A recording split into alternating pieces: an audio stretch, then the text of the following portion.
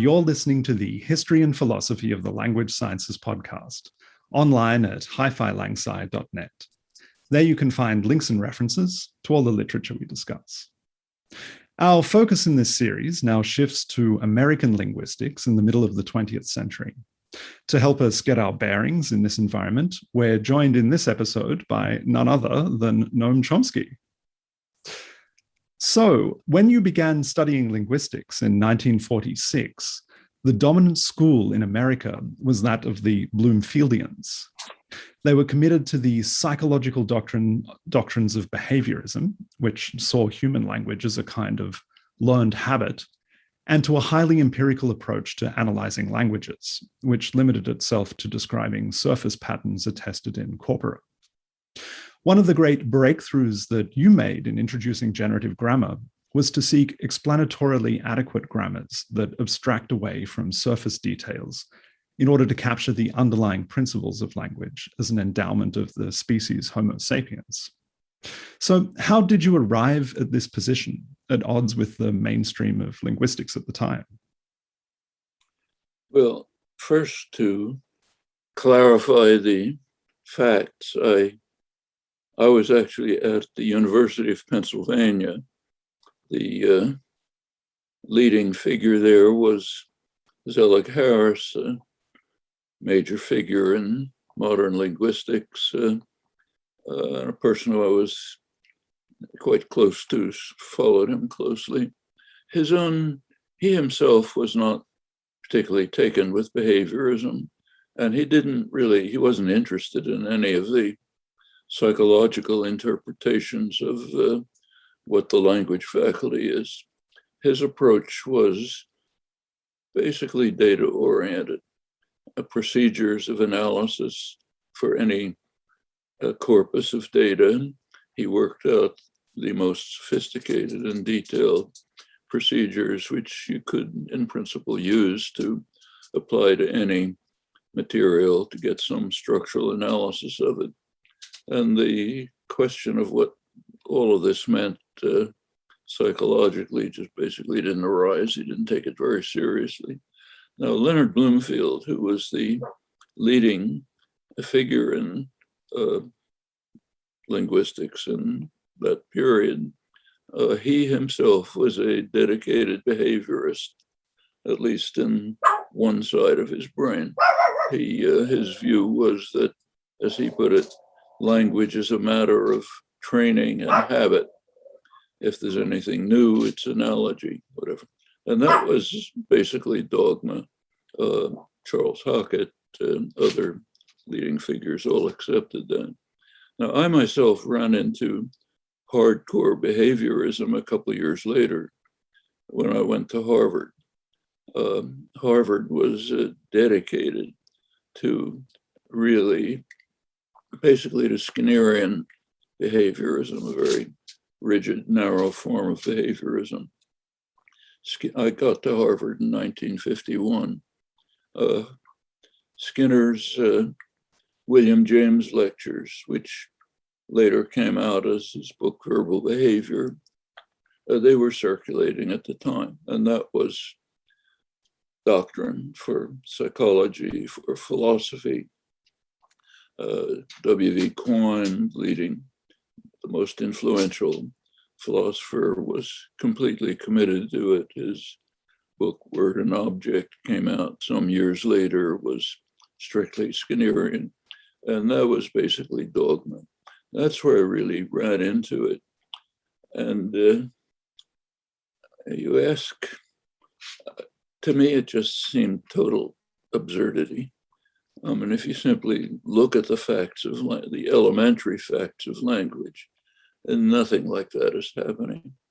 I also came to recognize, even when I was undergraduate at Penn, that the procedural approaches seemed to me seriously flawed. Linguistics was described as what was called a taxonomic science. It just organized data into categories, types, distribution of the elements, and it produced a kind of taxonomy of the language based on some data. That's both taxonomic linguistics and behaviorism struck me as sharp departures from anything that science has been doing for hundreds of years.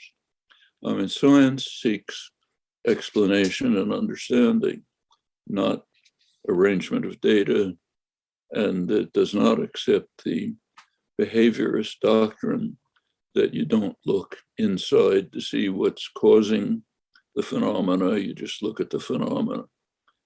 Both seem to me radically anti-scientific. When I got to Harvard, I was lucky to have run into quickly to a couple of fellow graduate students who were also skeptics. We became close friends.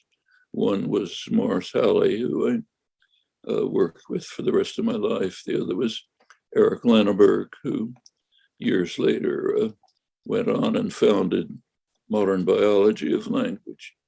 But even as young grad students in the early 50s, we already just couldn't see any sense to the prevailing doctrines. Actually, there were cracks beginning to show in the orthodoxy.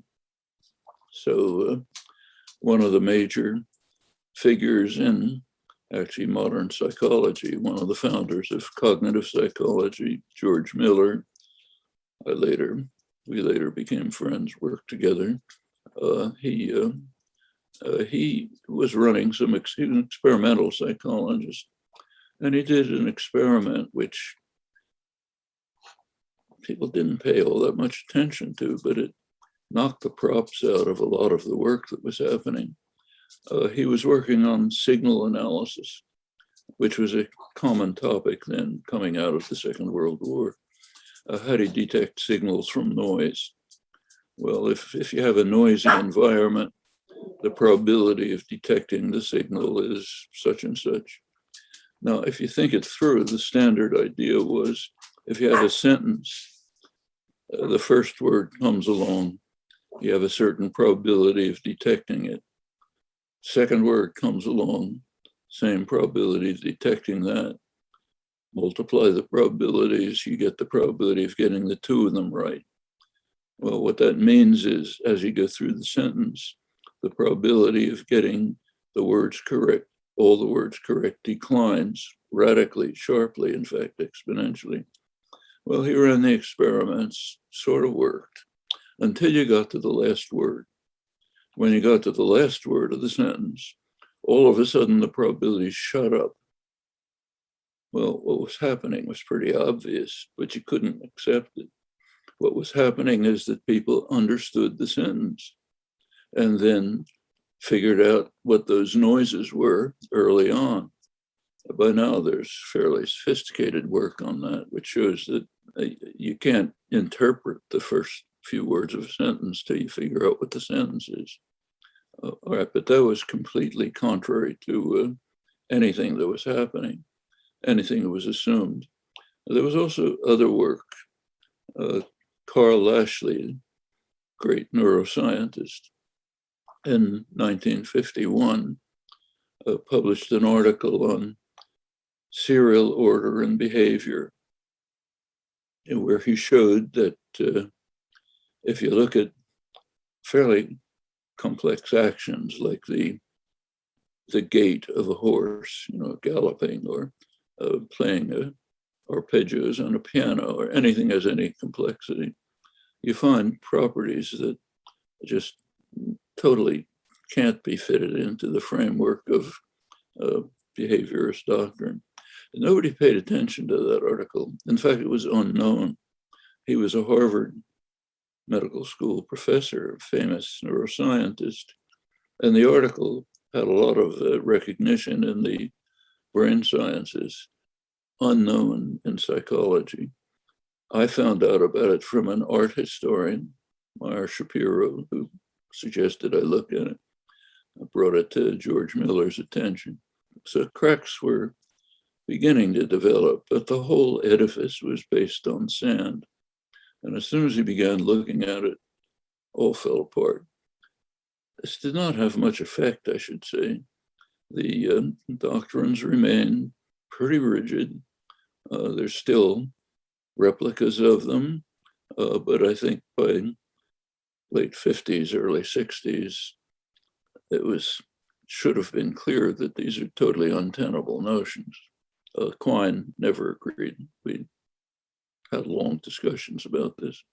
Anyhow, in the late 40s, just to go back to my own personal experience, as a young student, I was kind of a true believer. You know, this is what you're taught. It's got to be right. Important people. You know, I was also studying with Nelson Goodman, philosopher, who was working on constructional systems and the concept of explanation and simplicity in constructional systems. So I was interested in that. I had to write an undergraduate thesis, and Harris suggested to me that I do a structural analysis along procedural lines of modern Hebrew, which is a language I pretty much knew, sort of knew.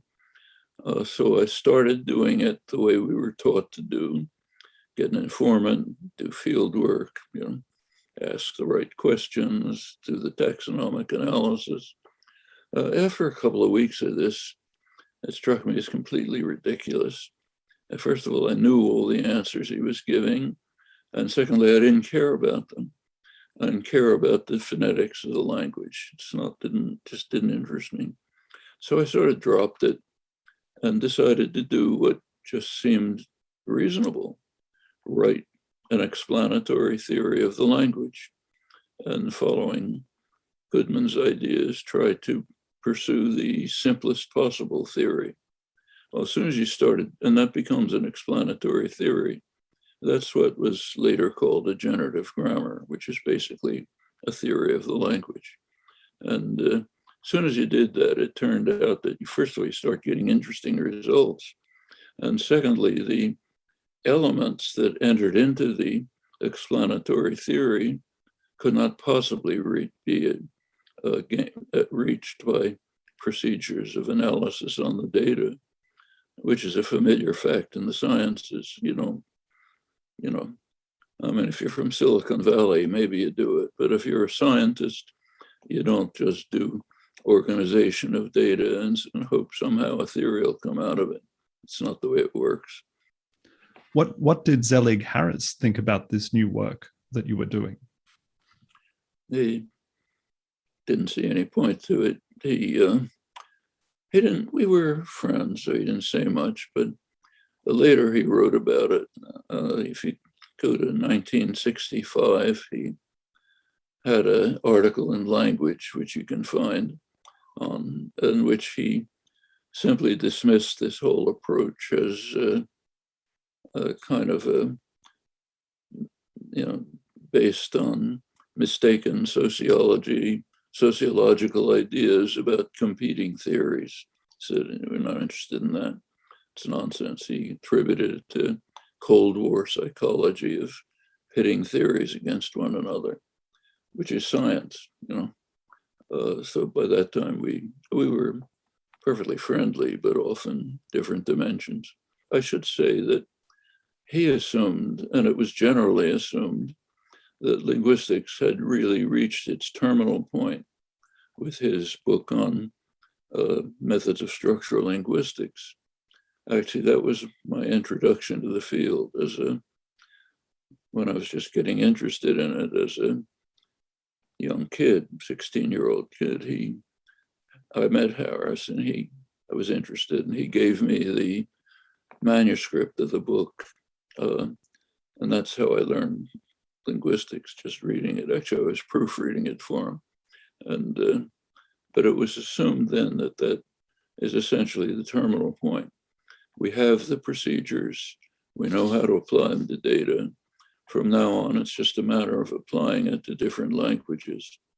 Now, there were actually major linguists who basically stopped working at that point and turned to data collection because you could just feed it into the procedures.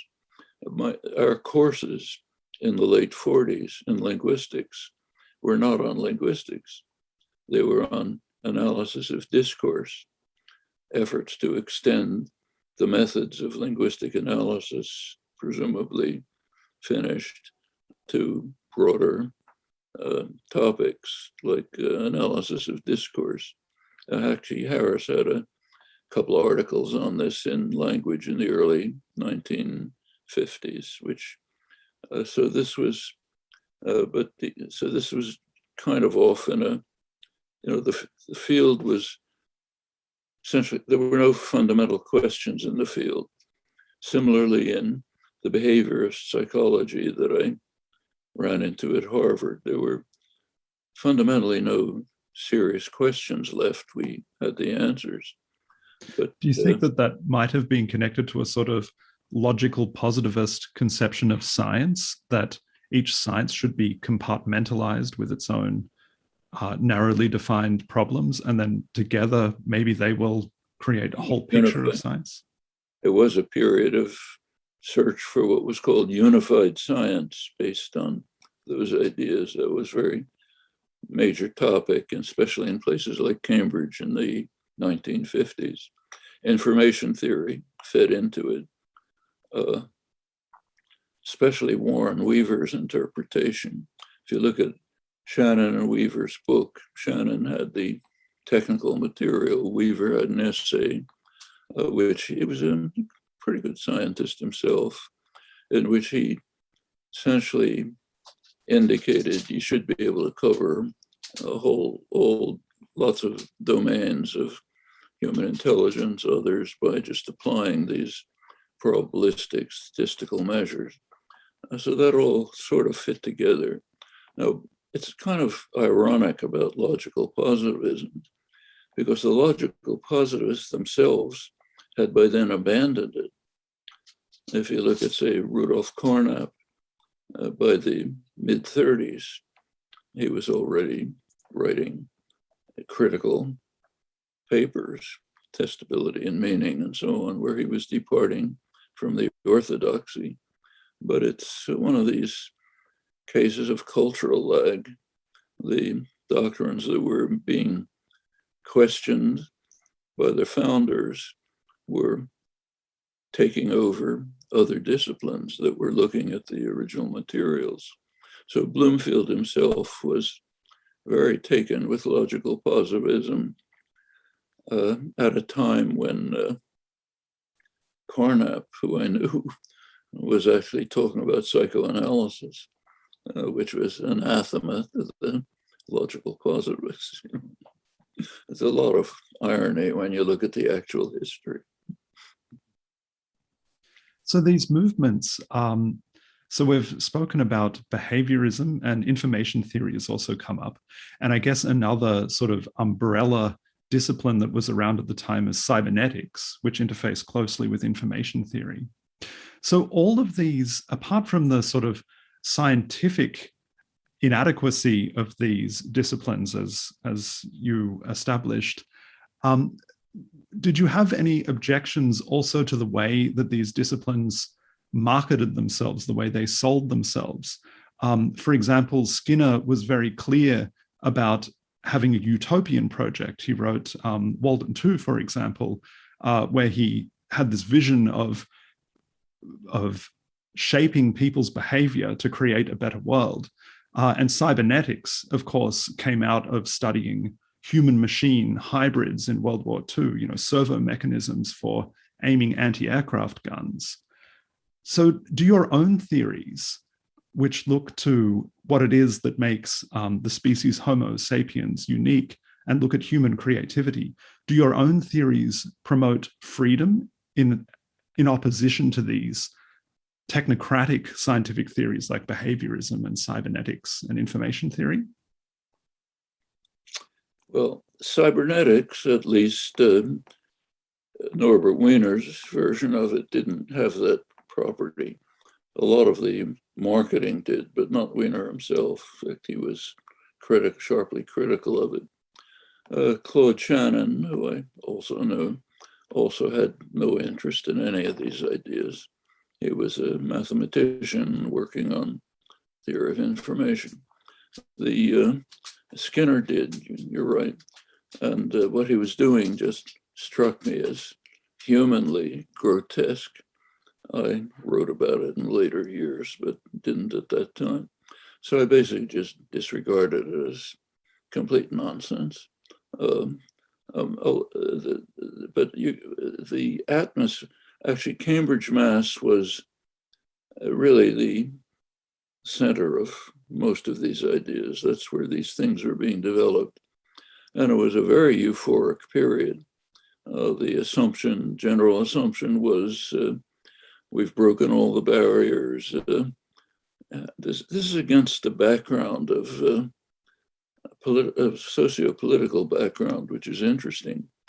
Pre-World War II, the United States was pretty much a scientific backwater. If you wanted to study physics, engineering, philosophy, you went to Europe. You want to be a writer, you went to France. There was American science, but it was kind of a fringe phenomenon. In fact, when I got to MIT in the mid-50s, one of my jobs was to teach graduate students how to fake their way through French and German reading exams, which was an anachronism. Pre-World War II, that's where the literature was. Post-World War II, it was in English. Finally abandoned the pretense, but there was a sense that Europe was finished, US is taking over, we won the war, richest country, a lot of advances in wartime technology, which gave a sense of a great future ahead, led by the United States and the global system in the sciences as well. When you got to Crick and Watson, 1953, had a way of relating biology to chemistry. It looked as if the next frontier was taking mental phenomena regarded as mysticism and integrating them with the natural sciences by the means of information theory and behaviorism. So there was tremendous euphoria about that. Actually, as I said, it was all built on sand, very anti-scientific, but it took some time and some intellectual struggles to get over this. Cognitive science was just barely beginning to emerge in the 50s. George Miller, Jerry Bruner, a couple of grad students, those I mentioned, but not much else. And it was just barely beginning to. The one academic connection was actually George Miller, who shifted. In 1950, he was a committed behaviorist. You read his book on language and communication around 1950, it's pretty strict Skinnerian. But as distinct from many of the others, he was open-minded and interested in thinking about new ideas and approaches, and he simply changed his mind and attitude. In part, it was his own experiments, like I described. In part, just new things coming in. By the mid-1950s, we were working jointly, publishing papers together and so on. And that was kind of an opening in the academic world. And of course, MIT was quite open. MIT was just a science university. They didn't care if you had any credentials at all, which was lucky for me because I really had no credentials. So, but they didn't care as long as the work looked interesting. So that took off there. Okay, so you don't see any connection between the theoretical direction that you took and your broader political interests? Well, I came out of a radical political background. In fact, that's how I met Harris in 1946, same political background. We met through political connections. Actually, I was very disappointed in college, my first year. And I was thinking of dropping out. It just was so boring. It was kind of like extended high school, and which I hated. And I met Harris, very exciting person. We had the same political interests. He had all kinds of knowledge and understanding that I was very much interested in. And at that point, he suggested to me that I start taking his graduate courses. Later, I realized he was basically trying to encourage me to get back into college. So I started taking his grad courses and then started taking graduate courses in other fields like Nelson Goodman and philosophy and math courses and so on. And they were pretty tolerant. They let me take the courses, though I had no background. And so I really never had an undergraduate education, just a kind of an eclectic mixture of grad courses that I was picking up here and there. And that turned out to be very useful, but just luck, you know. Okay, great. Well, thank you for answering those questions. That was excellent. And Yeah. is that your dog I can hear in the background? Oh, yeah, two of them. Oh, two of them. What are their names? Gus and Philly. Gus and Philly. Okay. But I hate to say the words, or they'll start running to the door. Yeah. Yeah. That's where behaviorism works.